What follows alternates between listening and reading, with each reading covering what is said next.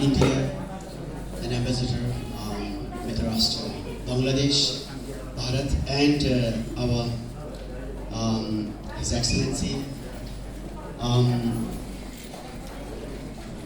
ambassador from Nepal, Tirtha Raj Gokhale Ju, and all the leaders and representatives from different ethnic groups from different parts and corners of the Nepal gathered here in Varahin, and also our very respected madams and all the brothers and sisters, and particularly Nepali Dajubai, Didi Baini, Ama Baba, Subhijana. As this is the kingdom of Bahrain, so I would like to begin with this greeting. Salam Alaikum and Namaste, Tashidele, and Namo Buddhaya. It is with deep joy and humility that I stand before you here in the kingdom of Bahrain to mark the Vesak Day or Buddha Purnima celebration 2579th. So this commemoration day, a day that is so sacred to millions across the globe. And this is not ordinary celebration. It is what we call is a Tri Samyuk Divasa, a day, triple blessed day, honoring the birth, enlightenment, and parinirvana of Lord Buddha Shakyamuni. So these are three luminous events that occurred on the same full moon of this Vesak month, 2569 years ago, that actually shaped the spiritual destiny of humankind.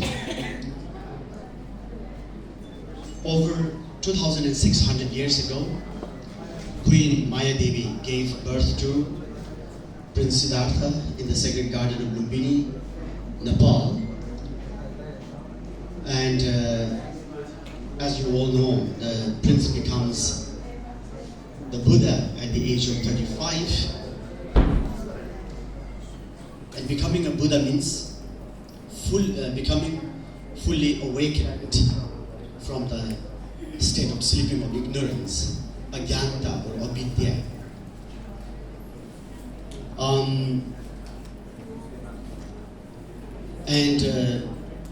That actually led to contribute to the world a timeless path of liberation grounded in the wisdom, compassion, and non-violence principles.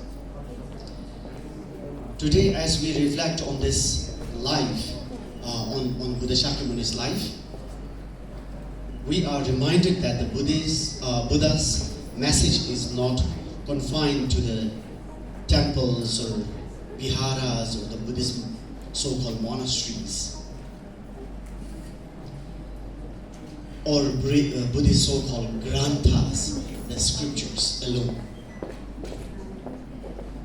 It is alive, echoing across continents, embraced by scientists, therapists, spiritual seekers, and communities for far beyond its origins. Buddha Shakyamuni's teachings continue to inspire a global dialogue on inner peace, ethical living, and the nature of consciousness. As a son of Nepal, I am deeply honored to represent the land that offered the world such a rare and radiant light. Many people call Buddha Shakyamuni a light of Asia. I don't know what is the motive to call Buddha Shakyamuni Light of Asia. In fact, Buddha Shakyamuni is not limited to be as the light of Asia alone. He is the light of universe. He is the Shanti Paravartak. As I see so many here and also everywhere, calling Buddha Shakyamuni a Shanti ko Akara Dud. He is not a Dud. He is not representing any entity. He is the Shanti Paravartak himself. So that's why he's the light of universe. So Shanti ko Akara Dud se bhannu bhayo. Shanti ko Mahanayak, Shanti ko Paravartak, त्यो हामीले याद गर्नु पर्यो. उहाँ कसैको दूत होइन. He is not a दूत of anybody.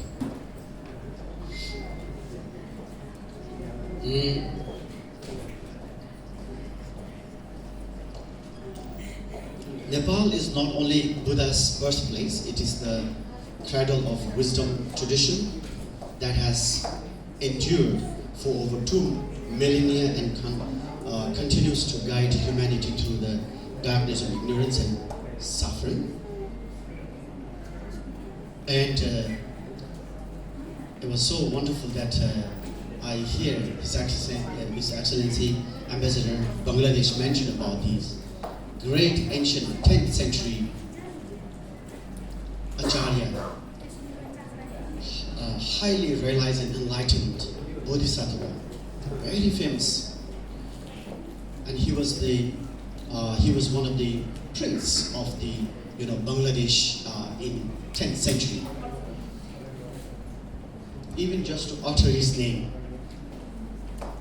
I have to fold my hand with my deep respect and faith in him. We owe him so much. Atisha Dipankar. It gives me goosebumps, even now. He traveled to Indonesia, rowing boat across the ocean in 10th century. The journey took him to reach Indonesia, the island Sumatra. 13 months, can you imagine? And he then lived in Indonesia for 13 years, learning, training himself, and studying and practicing the teachings of Buddha, especially the particular teachings, form of teachings of Buddha, very famous, known as a mind training teaching, Matishodhan. So the Matishodhan or behest that he did for 13 years in Indonesia, Sumatra, under the leadership of one of his Guru Suvarnadipa in Sumatra. So after 13 months, then he was told by his Guru, now the mission is success, that you have come all the way from Bangladesh seeking such important teachings that I brought from Nalanda University, India, Bihar, that I spread it, preserve it, and practice it in the land of Indonesia. Now you must go towards the north, where you can benefit with these teachings. So, keeping his Guru's order in his mind and heart, he traveled back to Bangladesh, then he traveled back to India, Bihar, Bodh Gaya.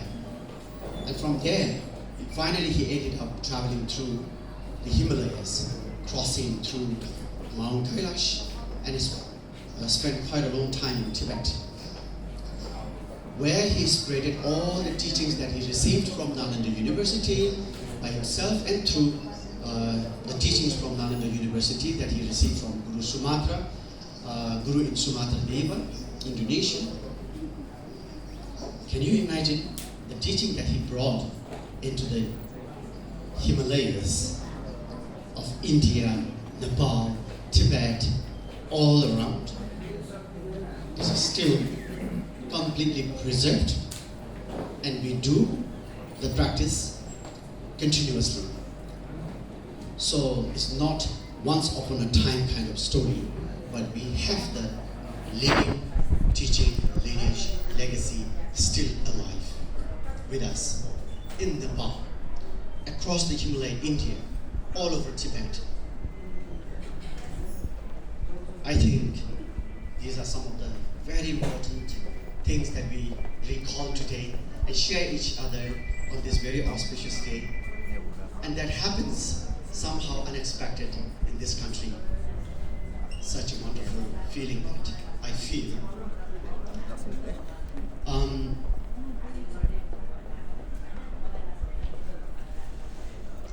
I have a friend who previously was a scientist himself, neurologist, biologist, psychologist, very famous scientist. He is still alive, and his name is B. Alan Wallace.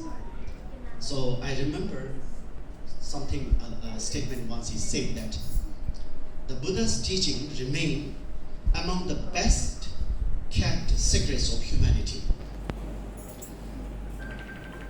He observed that if beings, let's say aliens, from other galaxies were to come to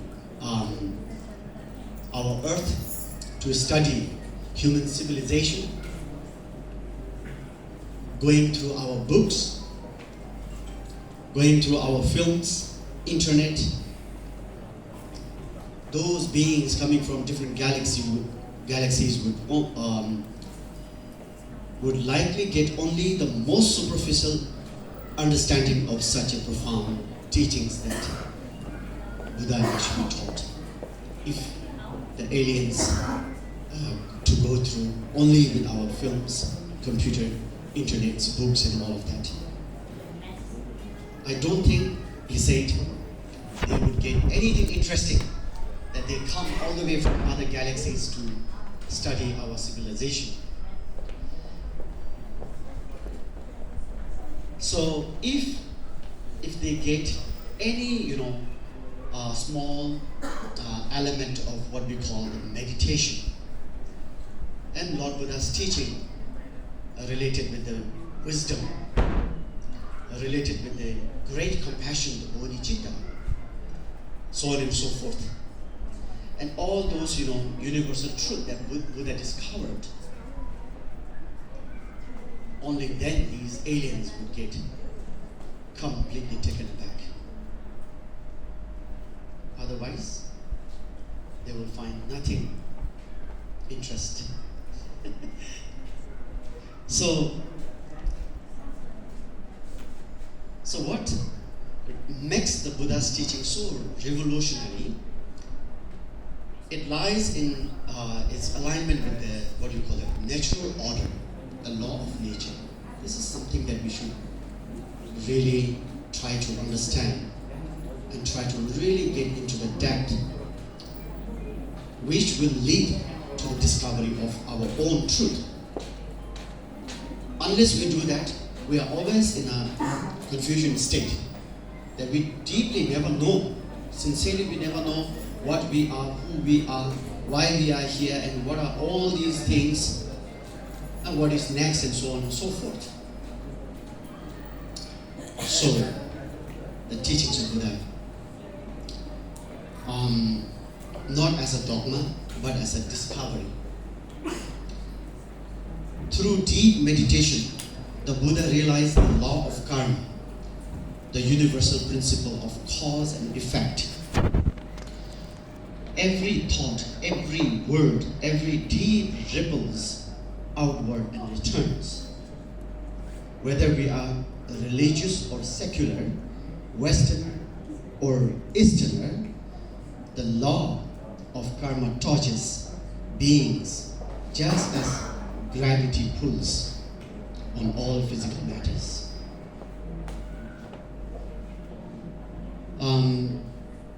I usually tell my friends, whoever I meet, the teachings of Buddha is not his personal philosophy or idea or cultural or religious belief.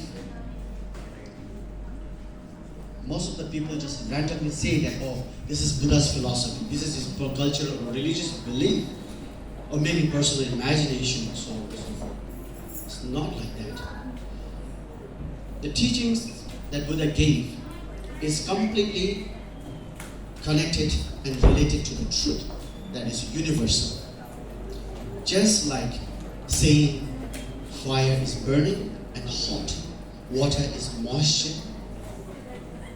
When we say fire is hot, water is moist, it's not Indian philosophy, it's not Bangladeshi belief, or it's not Nepali imagination.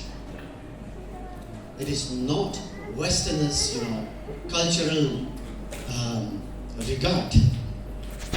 It is universal. Fire is equally hot to everyone. Water is moist equally to everyone. Similarly, the Buddha discovered the truth about universe and all, about all of us, that there's nothing, these compounded things, be it mountain, galaxies, universe, be it a particle, ourselves, whatsoever. Whatever that is compounded are subject or bound to change. Momentarily, that's also.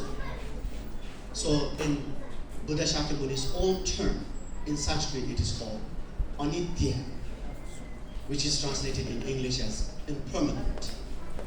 Changing momentarily. That is one of the truths that Buddha Shakyamuni discovered. This is equally truth, equally applying to all of us. Doesn't matter whatever our backgrounds are. And also, Buddha Shakyamuni, when he say,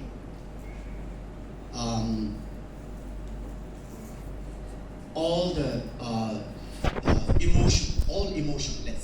all emotions are pain, suffering. Doesn't matter whether we realize or not. Our emotion, momentarily at the time being, for the time being, it might be quite joyous, quite happy, so-called. But you try to observe it, you will know. Eventually, all our emotions will end up in pain, suffering, something unsatisfied. See? So this is another truth that he discovered, which applies equally to everyone. So these kinds of truth that he discovered, also the relative truth of all these outer world, the ultimate truth of everything, all the phenomena, doesn't matter from enlightenment to whatsoever you want to name it. So everything subsequently do not have independently existing state. That's why Buddha said, in absolute sense, everything is shunyata. And many people misunderstand misunderstand shunyata to be what you call it, nothingness. There's nothing to do with this nothingness. Shunyata is completely to do with the interdependent reality. That we know we are all interdependent. We are all related to each other. There's nothing in this world that is not connected to something else. Everything functions out of this, interdependent reality. So that's why these truths that he discovered, these are not his personal idea, philosophy. Philosophy, some experts think about certain thing. Think.